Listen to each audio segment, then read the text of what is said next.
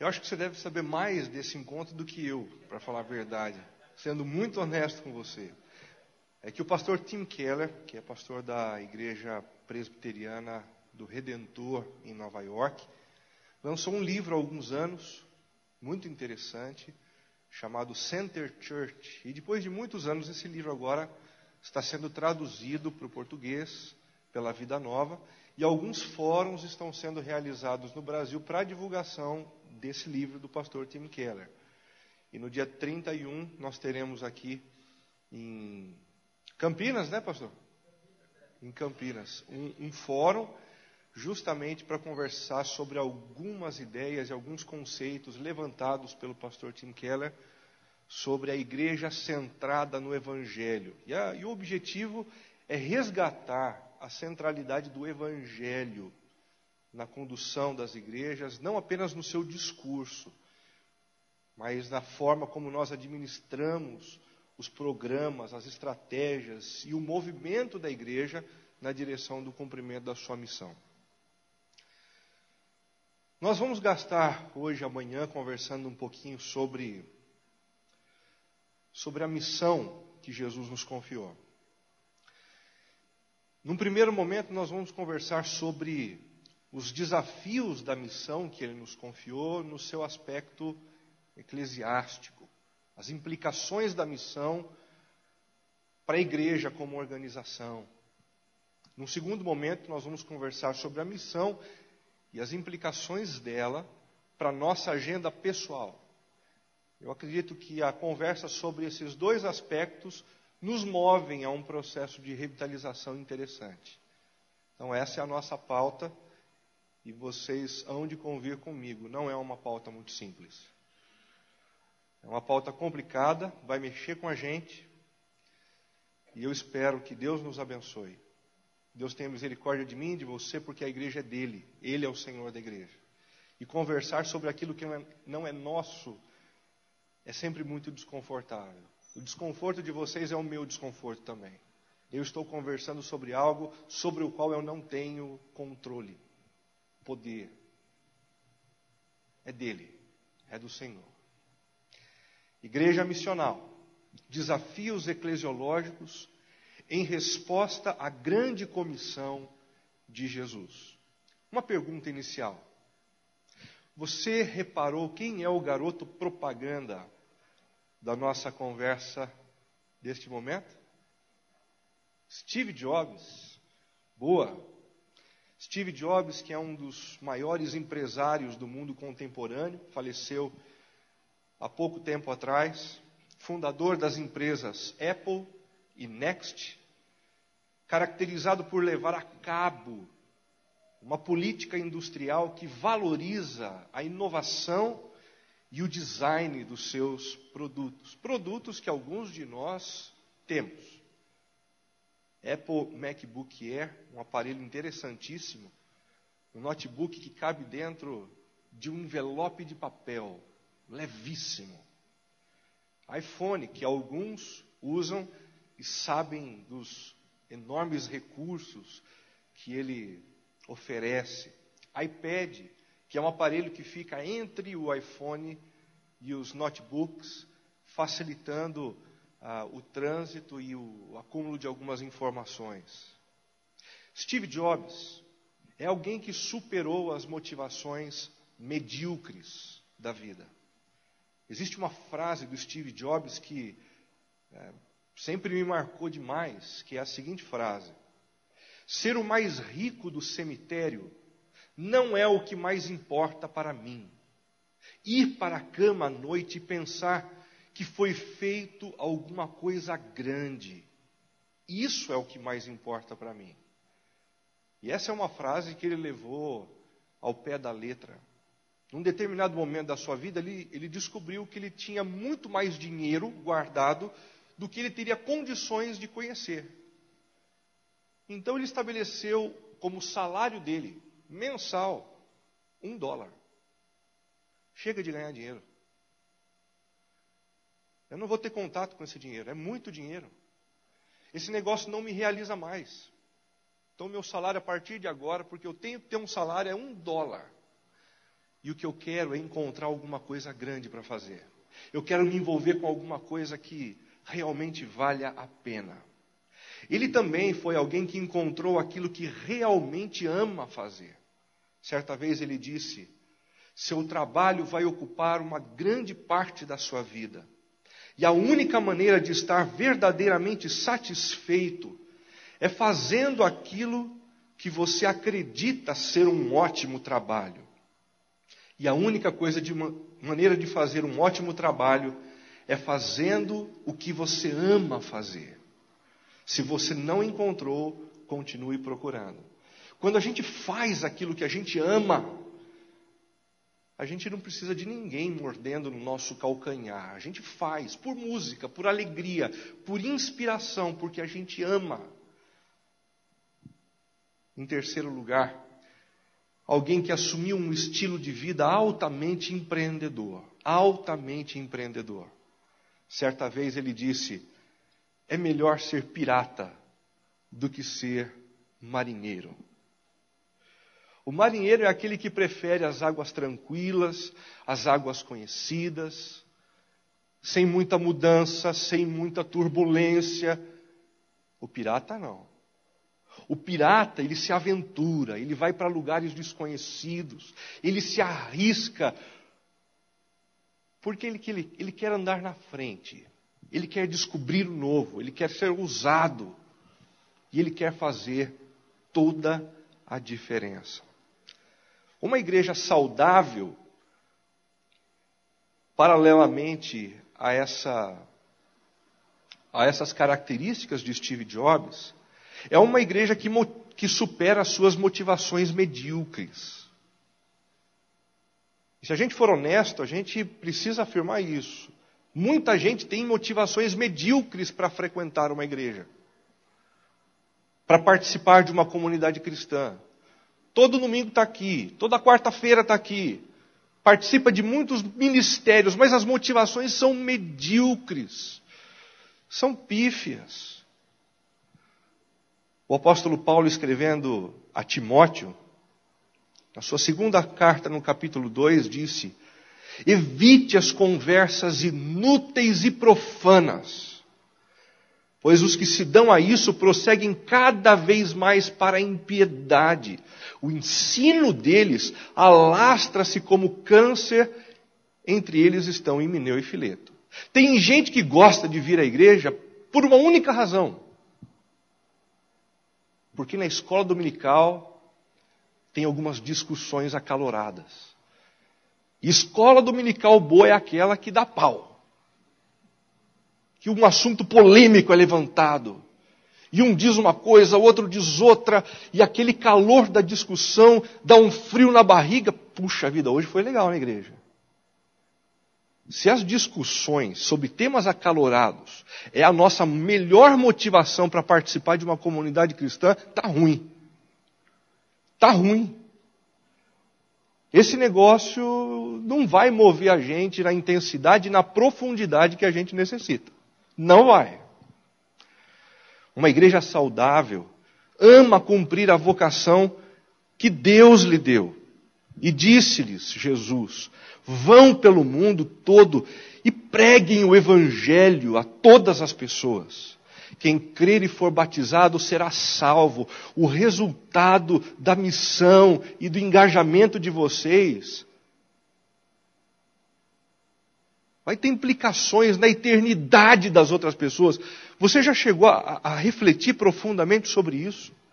O seu engajamento, o seu serviço, sob as ordens de Jesus, implica na eternidade de algumas pessoas. É grande demais. É alto demais. E por isso mesmo deve nos motivar com muito entusiasmo. Em último lugar, uma igreja saudável renuncia à manutenção para multiplicar-se. Quem faz manutenção, simplesmente cuidando dos ministérios já existentes, simplesmente cuidando das demandas já estabelecidas ao longo dos anos, é marinheiro. O pirata O pirata procura águas desconhecidas. Ele vai adiante, ele é ousado. Mas não é a ousadia pela ousadia. É a ousadia pelo cumprimento da missão. Para que o reino se expanda de maneira mais eficaz e eficiente, tanto no seu aspecto horizontal, como na sua profundidade. Mas receberão poder, diz o texto de Atos, capítulo 1, versículo 8. Quando descer sobre vocês o Espírito Santo, e serão minhas testemunhas. A palavra testemunha aqui é martiria, que nos lembra dos mártires que, por conta do testemunho dado a respeito de Jesus, foram capazes de dar a vida.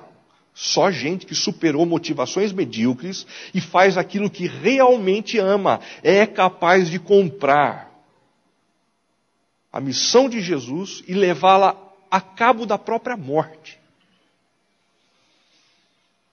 Serão minhas testemunhas em Jerusalém, Judeia e Samaria e até os confins da terra. O texto de Atos, capítulo 11, é o texto bíblico, um dos textos bíblicos que mais me apaixona, porque conta a história de uma das igrejas mais contagiantes do Novo Testamento, a igreja de Antioquia. O texto bíblico diz assim: os que tinham sido dispersos por causa da perseguição desencadeada com a morte de Estevão, chegaram até a Fenícia, Chipre e Antioquia, anunciando a mensagem apenas aos judeus.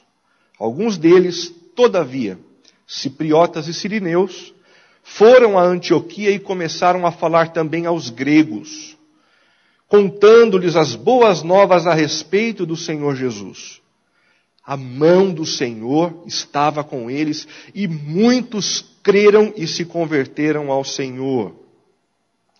Notícias desse fato chegaram aos ouvidos da igreja em Jerusalém e eles enviaram Barnabé a Antioquia. Este, ali chegando e vendo a graça de Deus, ficou alegre e os animou a permanecerem fiéis ao Senhor de todo o coração. Ele era um homem bom, cheio do Espírito Santo e de fé, e muitas pessoas foram acrescentadas ao Senhor. Então Barnabé foi a Tarso procurar Saulo. E quando o encontrou, levou-o para Antioquia. Assim, durante um ano inteiro, Barnabé e Saulo se reuniram com a igreja e ensinaram a muitos. Em Antioquia, os discípulos foram pela primeira vez chamados cristãos. Naqueles dias, alguns profetas desceram de Jerusalém para Antioquia. Um deles, Ágabo, levantou-se pelo Espírito, predisse que uma grande fome sobre todo o Império Romano, o que aconteceu no reinado de Cláudio. Os discípulos, cada um segundo as suas possibilidades, decidiram providenciar ajuda para os irmãos que viviam na Judéia. E o fizeram enviando suas ofertas aos presbíteros pelas mãos de Barnabé e Saulo. Eu acredito que esse texto que conta a história dessa igreja maravilhosa, vibrante, saudável, nos ajuda a encontrar algumas pistas sobre uma igreja segundo o coração de Deus, uma igreja que demonstra vida, uma igreja missional. Uma igreja missional é uma igreja que está sempre disposta a rever os seus paradigmas para valorizar o que realmente importa. E o que realmente importa? O Evangelho.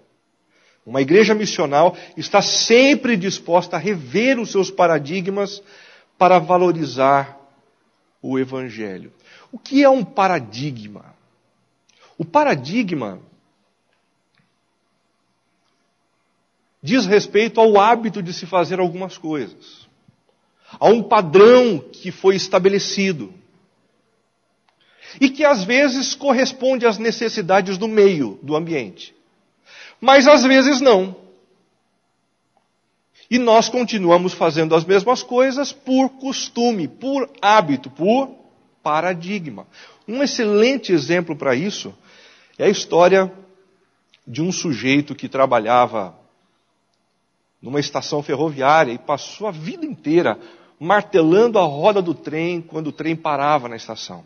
Essa era a função desse profissional. Depois de anos de trabalho, ele foi chegando perto da aposentadoria. Um mês antes disso acontecer, a empresa tratou de trazer um menino mais novo para aproximar dele, para que ele pudesse aprender aquele ofício. E foi o que aconteceu. Aquele menino começou a aprender o ofício, e faltando uma semana para acabar o treinamento daquele menino, o sujeito mais experiente disse a ele: viu, essa é a minha última semana com você. E eu preciso te fazer uma última pergunta. Você tem dúvidas a respeito do trabalho?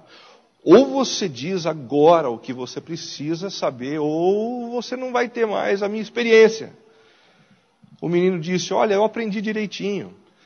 O cuidado para esperar o tempo certo de me apresentar para o trem, de chegar perto dele, aguardando a temperatura baixar, a maneira de martelar a roda do trem, eu sei direitinho, você me ensinou, muito obrigado. Só tem uma coisa que eu gostaria de saber antes da sua partida.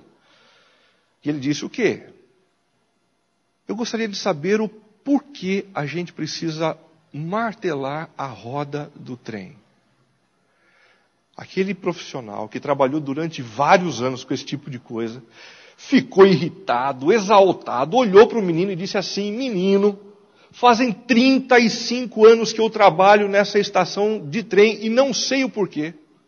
E você está chegando agora, no seu primeiro mês você está querendo saber o porquê? Isso é um paradigma. É a reprodução de algumas coisas por conta da sua força histórica, por conta do costume, mas que a gente não sabe o porquê.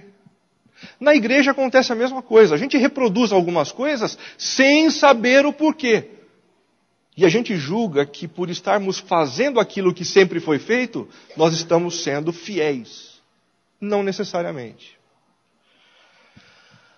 O texto de Atos 11 nos conta a história de alguns cristãos que saíram de Jerusalém por conta da perseguição desencadeada após a morte de Estevão e partiram para várias cidades. Uns deles pararam em Antioquia. E aqueles que pararam em Antioquia começaram a falar também aos gregos.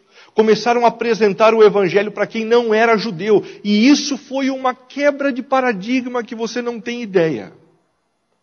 Até aquele momento, a igreja de Jerusalém, embora em desacordo com o judaísmo antigo, vivia sobre o mesmo paradigma étnico, ou seja, o evangelho é para quem tem a mesma raça que a gente, para quem tem a mesma cor, para quem tem os mesmos hábitos, para quem tem a mesma cultura. Judeu fala do evangelho de Jesus para quem é judeu. Esse era o paradigma. A igreja de Antioquia rompeu com esse paradigma, anunciando o evangelho de Jesus também aos gregos. E isso mexeu demais com a liderança da igreja de Jerusalém. E mexeu tanto que eles foram levados a pegar um representante e enviar esse representante chamado Barnabé para ver o que estava acontecendo. Mudanças geram desconforto, mudanças geram desestabilizações, mas nem sempre as mudanças são ruins. Para sermos sal da terra, precisamos rever alguns paradigmas. E percebam, eu não estou dizendo que nós precisamos rever o que é essencial, o que é princípio bíblico, o que é diretriz de Deus específica para o andamento da sua igreja, mas precisamos, como conversamos ontem, rever alguns formatos. Rever a maneira de fazermos algumas coisas. Para sermos sal da terra, precisamos rever alguns paradigmas para servir a vocação que Deus nos deu. Deixa eu tentar ilustrar isso aqui para ficar mais claro. E eu vou fazê-lo mostrando um quadro que foi preparado pelo pastor Ricardo Agreste e que foi divulgado no seu livro Igreja Tô Fora. Nesse quadro, o pastor Ricardo faz uma caricatura de 3 tipos de igreja. E através dessa caricatura, desse exagero, a gente compreende melhor o que é uma mudança de paradigma. O primeiro modelo estabelecido aqui para a gente poder enxergar é o modelo convencional. A base de uma igreja no modelo convencional é o quê? A tradição. A gente faz aquilo que a gente sempre fez, com o pretexto, ou sob o pretexto, de estarmos sendo fiéis. Quem é o pastor nesse modelo convencional? Ele é uma espécie de capelão. Capelão que passa de quarto em quarto, de leito em leito, cuidando de quem? Cuidando dos membros, que são uma espécie de pacientes. E percebam, se ele é um capelão e o membro é uma espécie de paciente, não existe muita coisa que esse capelão possa exigir de quem está nessas condições, não é verdade? O paciente sempre espera um cuidado, uma mão na cabeça, um afago, um carinho, uma oração. E ele fica muito feliz e muito satisfeito quando ele recebe esse carinho. Mas se esse pastor chega e diz assim, viu, eu preciso contar com você na igreja, com o seu trabalho, com o seu engajamento, ele logo grita. Ai, ai, ai, ai, ai, meu joelho, ai, ai, ai, tá doendo, a minha coluna. Pastor, não fala assim que dói. Dói demais. Tudo range quando o Senhor fala. Porque ele é paciente. A relação maior nesse modelo convencional é na visitação.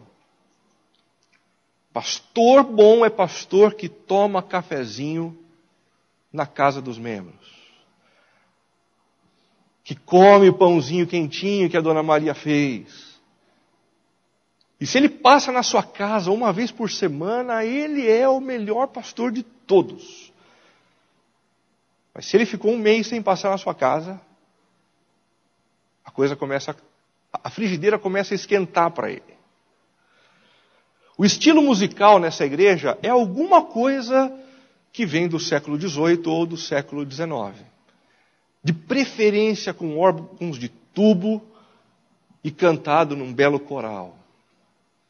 Com roupas antigas, com aquelas becas. O sucesso nesse modelo convencional é o bem-estar.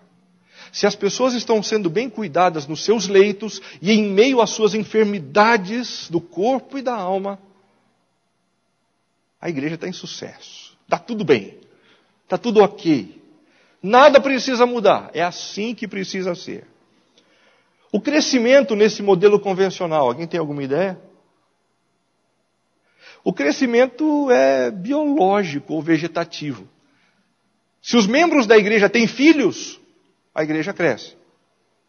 Se não tem filhos, não cresce. Por quê?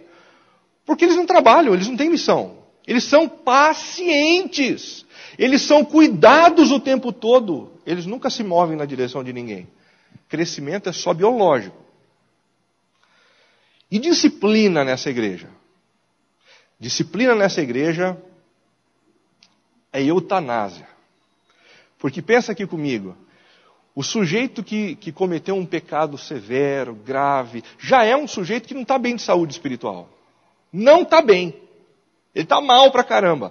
Daí a maneira como as pessoas lidam com ele, o expondo publicamente e o escrachando no meio do seu erro, inviabiliza completamente o retorno dessa pessoa para a convivência cristã saudável. É eutanásia. Você desliga o aparelho do sujeito e ele morre. Nunca mais volta para a comunidade cristã. Nunca mais. A palavra-chave é manutenção. É fazer aquilo que sempre foi feito no passado, na forma e no ritmo do que tem sido feito no passado. Sem ficar fazendo muita firula, porque firula dá trabalho. Inventar dá trabalho. Mudar dá trabalho. Criar dá trabalho. Manutenção é a palavra-chave. Essa é uma primeira caricatura. Você não deve conhecer nenhum tipo de igreja assim e eu louvo a Deus por isso. Em oposição a esse modelo, existe um outro, que eu vou apresentar eu sempre engasgo nessa palavra. Caricaturizado. Muito obrigado. A base desse modelo não é a tradição, mas é a sociedade de consumo, a lógica de mercado. E o pastor aqui não é um capelão, mas ele é um executivo. Mas um executivo dos bons. Ele só aparece na igreja quando depois de um momento de oração surge gelo seco assim, na frente do púlpito, ele vai chegando e as pessoas olham assim e dizem: o que está brilhando ali? O que é aquilo? O que é aquilo? É o relógio dele, é ele, é ele. E de repente o gelo seco vai baixando e ele aparece assim. Só o jeito dele olhar já arrepia você. É um executivo. Mas é um executivo como todos os outros executivos. Você só enxerga o sujeito aos domingos. Porque quando ele termina a mensagem e ele chama o pessoal para orar, o pessoal ora, abriu os olhos, cadê ele? O gelo seco subiu de novo. Veio a fumaça e daí você só vai enxergar o sujeito 7 dias depois. Você não encontra com um sujeito importante como esse. Como assim? Percebe que é o oposto? Completamente o oposto. O membro não é um paciente. No modelo empresarial ele é o quê? Ele é um cliente. É lógica de mercado. Ele é um cliente. E o cliente tem sempre claro. E você faz de tudo para atrair esse cliente para a igreja. A relação maior não é a visitação, porque o pastor é um executivo. A relação maior se dá no evento, na programação, perfeita, muito bem organizada, como um show da Broadway. O estilo musical não é um estilo do século XVIII, do século XIX. O estilo musical é alguma coisa pop gospel, das paradas de sucesso, com uma música tocante, que faz virar o olhinho. Sabe esse negócio? Tem muita gente de fora da igreja que estranha isso, né? Algumas das nossas músicas que a gente começa, mas assim, em 30 segundos, o pessoal já está com as mãos levantadas e virando olhinho.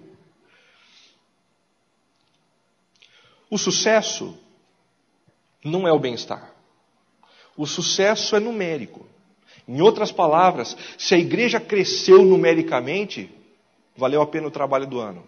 Se ela arrecada mais do que arrecadava no ano anterior, valeu a pena.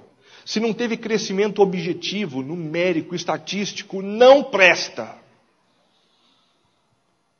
Que crescimento na fé? Crescimento da fé não paga a conta. Crescimento na fé não enche o relatório que vai para o presbitério.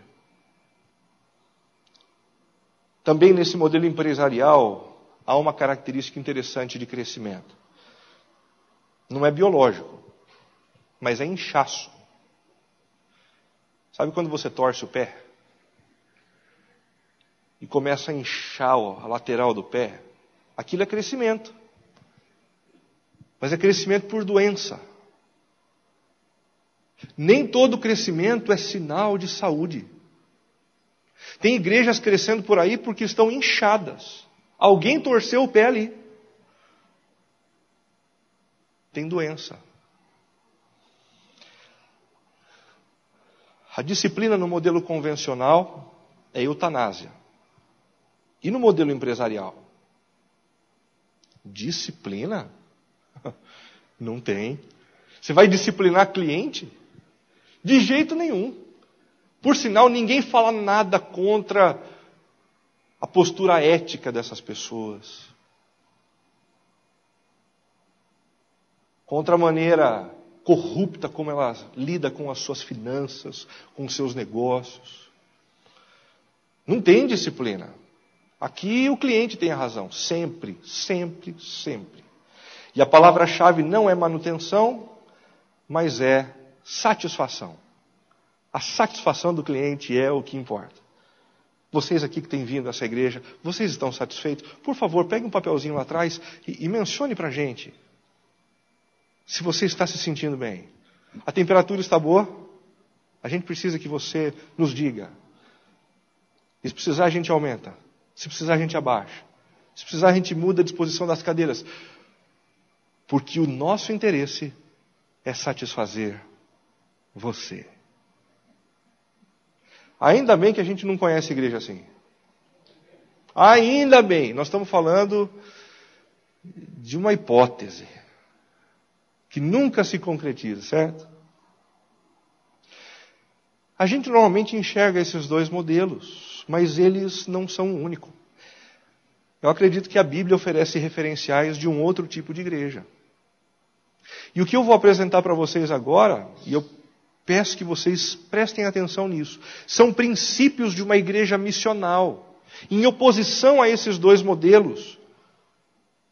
O primeiro princípio diz que a base que move a igreja não é a tradição, nem a sociedade de consumo, mas a natureza missionária da igreja. A consciência, a compreensão de que nós fomos chamados por Deus para fazer novos discípulos, para batizá-los em nome do Pai, do Filho e do Espírito Santo, e ensiná-los a guardarem todas as coisas. Nós existimos por conta disso. Existimos por conta disso. O pastor não é nem um capelão, nem um executivo, mas é um mentor, que tem de um lado as escrituras na mão e no outro o conhecimento específico da vida da sua ovelha. E o propósito é levar essa ovelha a guardar esses princípios e se engajar na missão da mesma maneira que ele se engaja, levando esse discípulo a descobrir os seus dons, as suas habilidades, para que ele cada vez mais trabalhe em prol do reino de Deus. A base bíblica para isso é Efésios capítulo 14, texto que nós lemos ontem, com o pastor Alexandre. Pastores e mestres trabalham para capacitar os santos. Essa é a função do pastor, biblicamente. Capacitar os santos, para que eles desempenhem o seu serviço, para que então a igreja seja edificada. No modelo convencional, só um faz a tarefa. Só um trabalha. Missão é trabalho de quem? Do pastor. Você tem a carteirinha, pastor? Então, o problema é seu. O filho é teu. Trabalha aí, faz acontecer. E se não fizer acontecer, a gente traz um outro pastor melhor.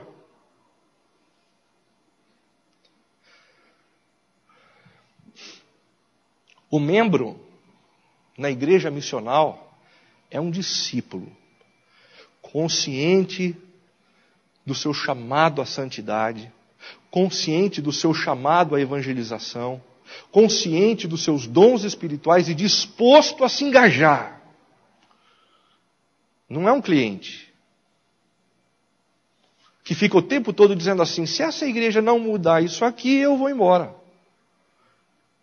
Mas a gente nunca ouviu esse tipo de coisa. A relação maior não se dá na visitação nem no evento, mas no ensino. E percebam, isso não significa que esse pastor não visite gente. Mas ele visita quando ele precisa produzir alguma coisa voltada para a formação desse discípulo. E não simplesmente para tomar café. Ó, meu irmão, eu vim tomar um cafezinho com você hoje. Olha, o pão da Dona Maria está excelente. Mas eu preciso conversar sério com vocês sobre uma coisa. Sério. Está dando para perceber? É diferente. Não quer dizer que ele não faz evento. Ele faz evento. Ele está no evento e ele valoriza esse momento, ensinando a palavra de Deus com excelência. Porque Jesus cuidava dos seus discípulos, 12, mas também alimentava a multidão. Não era essa a dinâmica que Jesus tinha no seu ministério? O cuidado para com os 12, o cuidado para com os 70, o cuidado para com os 120 e o cuidado para com a multidão. Ele sempre cuidava de todas as esferas. Ele passava pelos eventos, Mas as pessoas não encontravam Jesus só no evento. Tinham um contato pessoal com ele. Talvez alguns de vocês estejam pensando assim, Renato, mas esse negócio do pastor trabalhar dessa forma, não vai dar para ele cuidar de 400 pessoas dessa forma. Mas se a gente tiver 2 pastores, também não vai dar com 2 pastores. Mas você quer saber de uma coisa? Essa não é uma tarefa exclusiva daqueles que têm carteirinha. Os pastores e mestres cuidam de algumas pessoas, como sendo o seu grupo de 12. E essas pessoas, cuidadas pelos pastores, exercem o mesmo ministério, porque eles também são pastores, cuidando de outros. E o cuidado se alastra dessa maneira. Renato, então quer dizer que não dá para esperar que o pastor faça tudo isso comigo? Não. Talvez uma outra pessoa faça isso com você.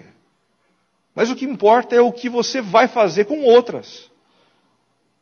Isso é importante. O estilo musical não é do século XVIII, nem XIX, nem o pop gospel. Qual é o estilo musical?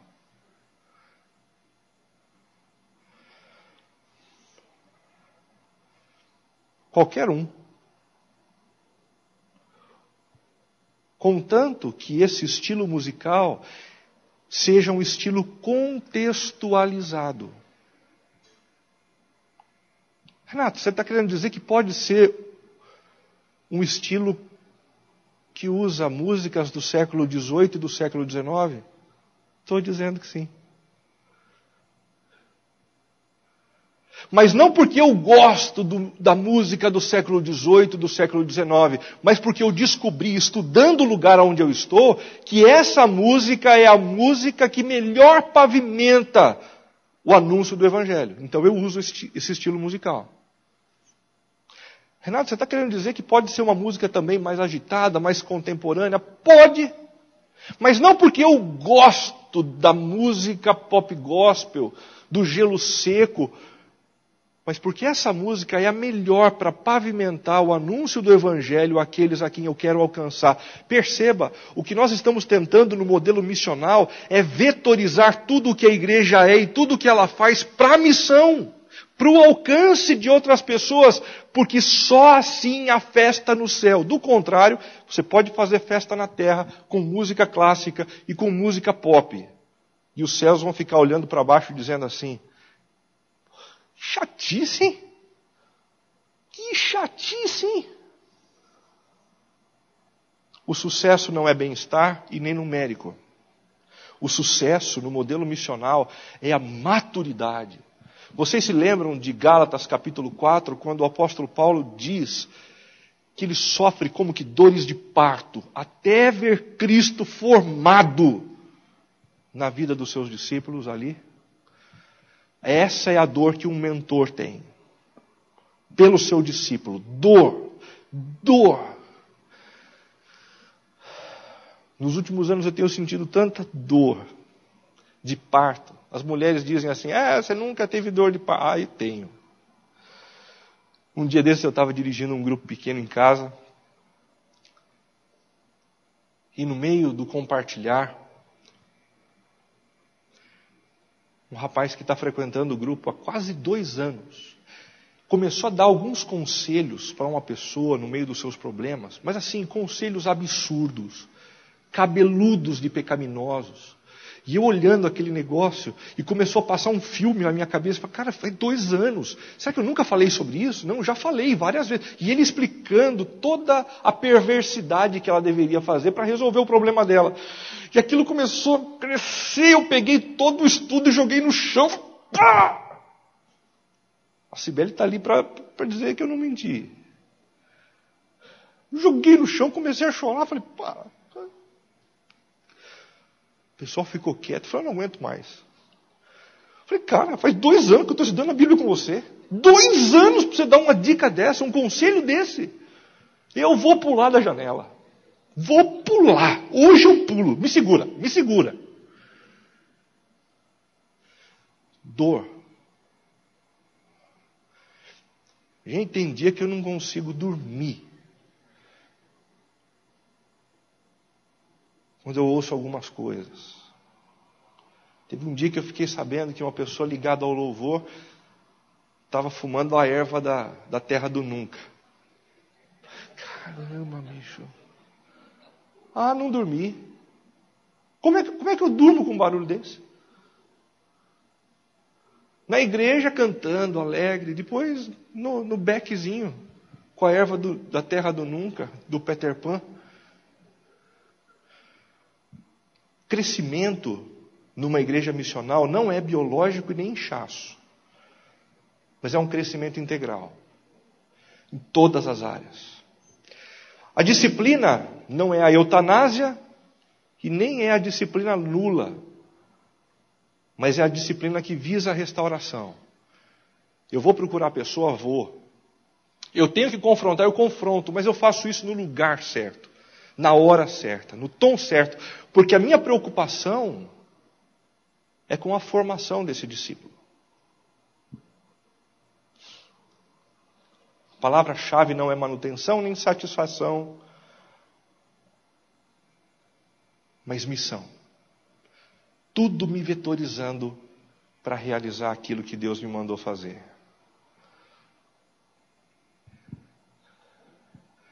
Percebam que eu apresentei apenas princípios.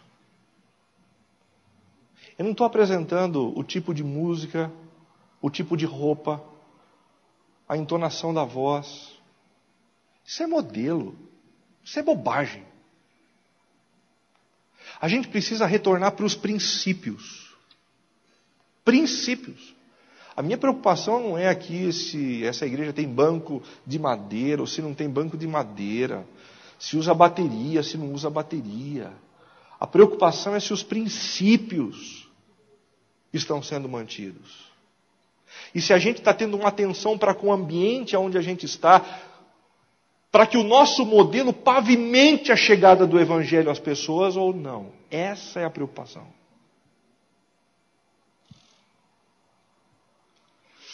Mas mudar paradigma não é fácil.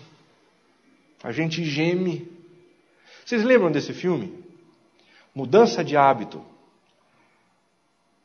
Que conta a história de uma fugitiva do tráfico de drogas, a Whoopi Goldberg, que escondida num convento de freiras, decide subverter algumas tradições da igreja e tem um resultado espantoso. Vocês lembram desse filme? Ela mexeu num paradigma, ela não mudou na essência do que eles acreditavam, só no formato. E alguns milagres começaram a acontecer porque eles mudaram os paradigmas. Eu vou tentar passar um trecho desse filme usando o som aqui do computador e o microfone. Se não der certo, não tem problema, você conhece o filme. Do contrário, a gente assiste aqui no telão.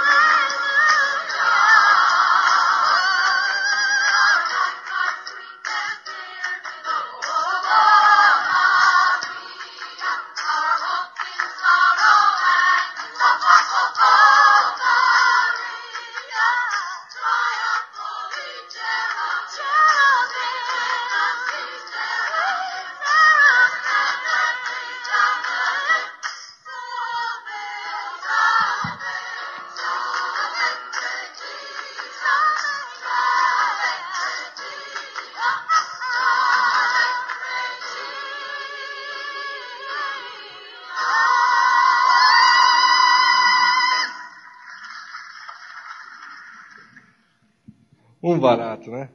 Duas coisas acontecem quando uma igreja muda os seus paradigmas e se aproxima da cultura. Primeira, a Madre Superiora desenvolve úlcera. Vocês viram a cara da Madre Superiora? Quando a música mudou? E a segunda coisa que acontece quando a gente muda os paradigmas para se aproximar daqueles que a gente quer alcançar, é que eles vêm. Eles vêm. E a gente começa a fazer missão da maneira como a gente tem que fazer missão. Em segundo lugar, uma igreja missional está sempre disposta a rejeitar o legalismo para confiar na graça de Deus. Este Barnabé, chegando na cidade de Antioquia e vendo a graça de Deus, ficou alegre e os animou a permanecerem fiéis ao Senhor de todo o coração.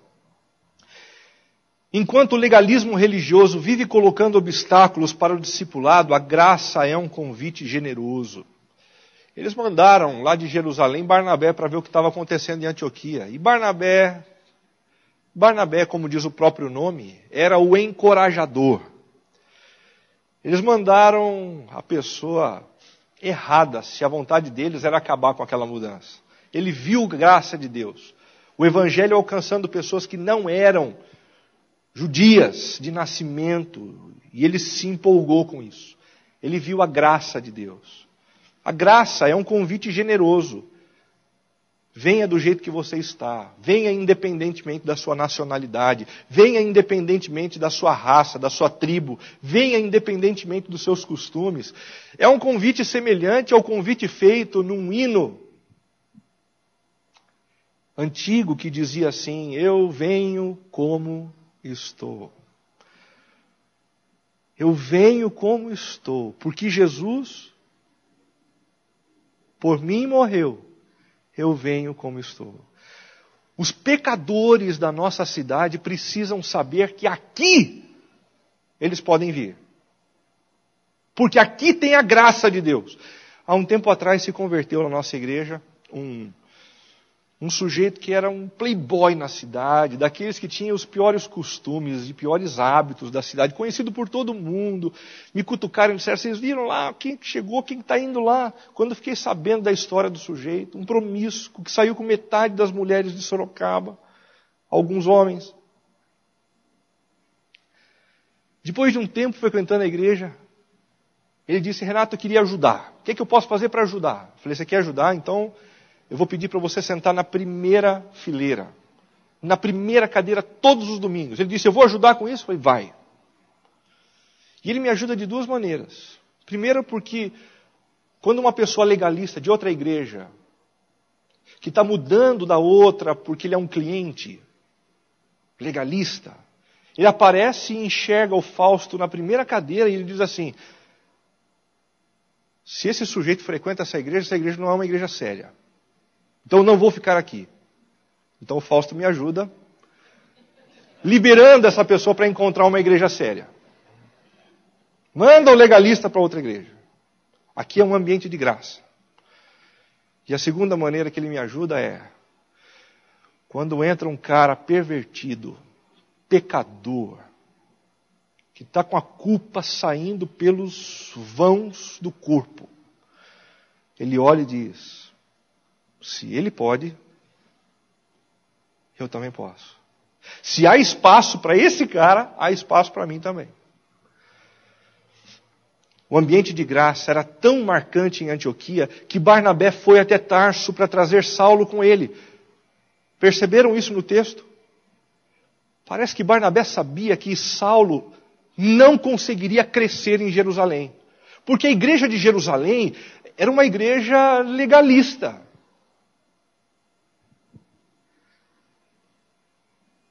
Era uma igreja que vivia olhando para Saulo e dizendo assim: que legal que você se converteu, mas eu sei o que você fez no verão passado. A gente vai dar espaço para você, mas nem tanto. Nem tanto. Quando Barnabé viu Antioquia: vamos pegar esse sujeito aqui. E ele levou Paulo para Antioquia. E ali, no ambiente de graça, ele se desenvolveu. E foi embora e se tornou a pessoa que nós conhecemos hoje. A graça também pode ser percebida neste texto no olhar de Barnabé. O olhar de Barnabé é um olhar gracioso. Tem gente que olha com graça. Mas também tem gente que enxerga com desgraça para tudo quanto é mudança, né? Tem gente que parece que vive com uma nuvenzinha negra.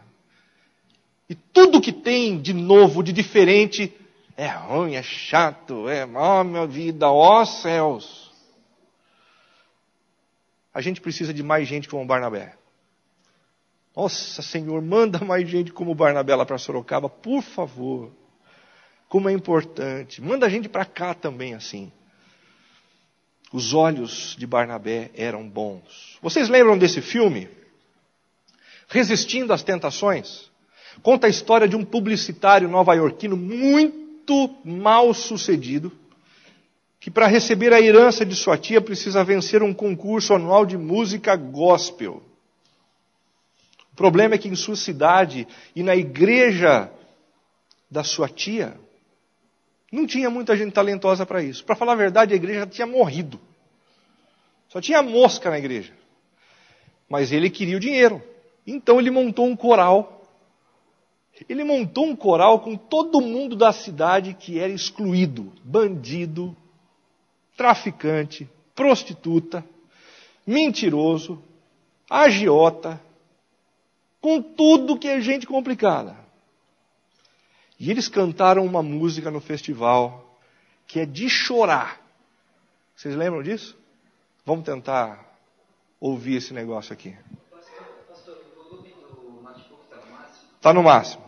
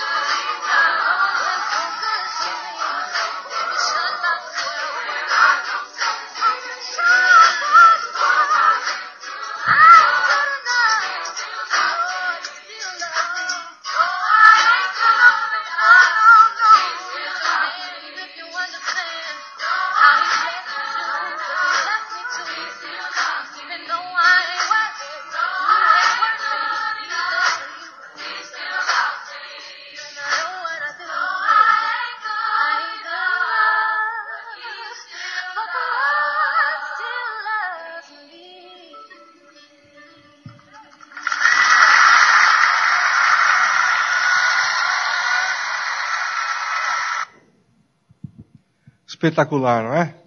É preciso rejeitar o legalismo para criar um ambiente de graça. Em terceiro lugar, uma igreja missional está sempre disposta a identificar-se com Cristo para influenciar sua geração.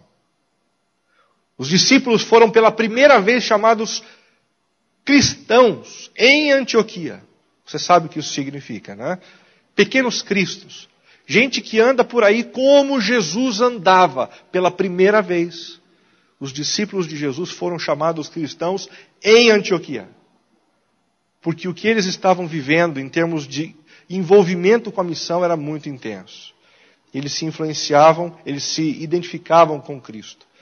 Um dos maiores anseios da igreja em Antioquia era pelo conhecimento da palavra através do ensino. A expectativa deles era esse momento aqui, de estudar a palavra de Deus. E quando alguém falava em parar, não para não, continua. Uma vez que eles se permitiam transformar, foram reconhecidos pelos gentios como cristãos. Somente uma igreja que ousa ser o primeiro alvo do anúncio do evangelho influencia a sua geração de maneira eficaz. Porque, como diz a palavra de Deus, é ela que é viva e eficaz, mais afiada que qualquer espada de 2 gumes e penetra até o ponto de dividir alma, espírito, juntas e medulas e julga os pensamentos e intenções do coração. Se a gente quer revitalizar uma igreja, se tem uma área que precisa ser forte nessa igreja é o ensino. A gente precisa se debruçar na palavra, porque é ela que promove as cirurgias mais profundas que precisam ser feitas no nosso coração. E em quarto e último lugar, uma igreja missional está sempre disposta a usar os seus recursos para o benefício dos outros. Percebam agora. Os seus recursos. Que recursos? Todos os recursos. Para benefício dos outros, não para o nosso benefício. A gente costuma olhar para o orçamento da igreja como o nosso orçamento. E para o nosso ato de dizimar como um ato de fazer investimentos em nós mesmos. Antioquia decidiu providenciar ajuda para quem não era membro da igreja. Para quem não estava inserido naquele contexto, naquele grupo. Diante da previsão de Ágabo, a igreja de Antioquia se mobilizou para suprir os necessitados da Judeia. Ao suprir as necessidades dos irmãos da Judeia, eles não estavam sendo excludentes. Nós vamos tratar só dos cristãos e não dos outros. Mas eles estavam sendo estratégicos. Se a gente deixar os nossos irmãos passando fome, vai todo mundo dizer que tipo de família é essa. Então eles supriram primeiro a necessidade daqueles que eram irmãos. Você tem usado os seus recursos, os recursos que Deus te deu com liberalidade para a expansão do reino aqui na terra. Eu encerro com uma frase de um arcebispo chamado William Temple, que disse certa vez: a igreja é a única sociedade cooperativa do mundo que vive para o benefício dos que ainda não são membros.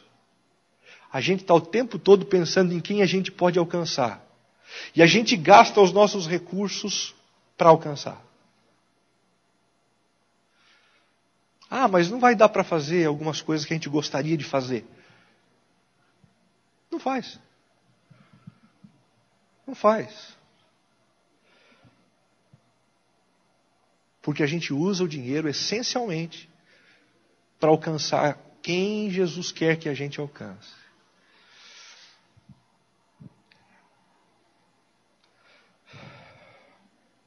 São bons desafios, né? Vamos orar? Obrigado pelo exemplo da igreja de Antioquia, Senhor. Obrigado pela diferença que eles fizeram no seu contexto e no seu tempo. Abençoa a vida desta igreja, para que ela continue sendo uma igreja frutífera e abençoadora no contexto onde ela está inserida. Continue dando aos seus líderes visão, paixão, engajamento, seriedade, e que eles abençoem ricamente aqueles a quem eles querem alcançar. Que as congregações aqui representadas façam o mesmo. que eles se desdobrem pelos outros. Porque só há sentido na existência de uma igreja quando ela considera e luta para alcançar aqueles que ainda não estão inseridos nela. Em nome e por amor de Jesus. Amém, Senhor.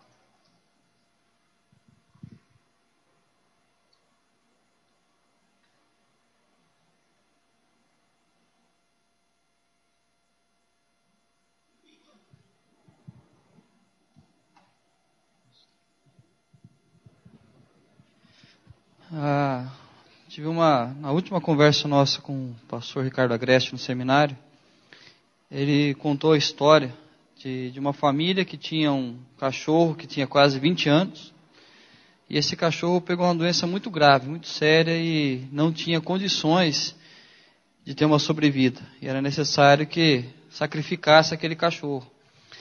E a família volta do veterinário toda cabisbaixa, quieta. E quem vai tomar aquela decisão de sacrificar aquele cachorro velho? E aí fica aquele clima na casa de velório, aquele cachorro sofrendo, até que o pai, uma manhã, resolve acordar mais cedo, pega aquele cachorro e leva para o sacrifício. E quando ele volta para casa, os filhos não falavam com ele, a esposa não aceitava o que ele havia feito, e ele saiu de casa e comprou um pequeno poodle, de alguns meses de vida. E trouxe para casa e lançou aquele poodle no meio da sala. Em 5 minutos todo mundo queria comprar roupinha, comprar uma caminha nova, dar uma ração boa para ele, levar para vacinar, e se tornou a grande alegria da casa. É o que acontece, às vezes a gente tem medo de sacrificar o que é velho, mas alguém precisa fazer isso. Alguém precisa tomar atitude para que o pequeno poodle possa trazer alegria para casa novamente. Então aquilo que mexe com o nosso ego, aquilo que mexe com a nossa vida, a gente precisa se voltar para aquilo que mexe com o coração de Deus, para que Ele faça a vontade dEle. Nós teremos agora uma pausa até 11 horas, 11 e pouquinho, 11 horas, senão você volta 11h30, então até às 11. E temos um cafezinho aqui, não é um corajoso, tem uma bolachinha para acompanhá-lo. Então aqui no Salão Social, lembrando que ainda tem, acho que até 12h30 a Zona Azul, então quem precisa renovar, aproveita esse tempinho, renova, volta, toma um café, e 11